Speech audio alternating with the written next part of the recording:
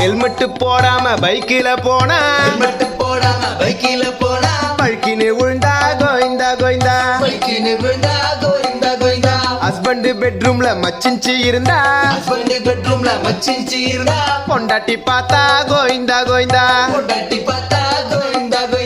YouTube இன்ஸ்டாவை pan பண்ணிட்டா influencers எல்லாம் கோயிந்தா கோயிந்தா கருப்பு பணத்தை பதுக்கி வச்சிருந்தா ரைடு வந்தா கோயிந்தா கோயிந்தா எடுக்கிற சினிமா ஒழுங்கா ஓடலன்னா ப்ரொடியூசர் நிலைமை கோயிந்தா கோயிந்தா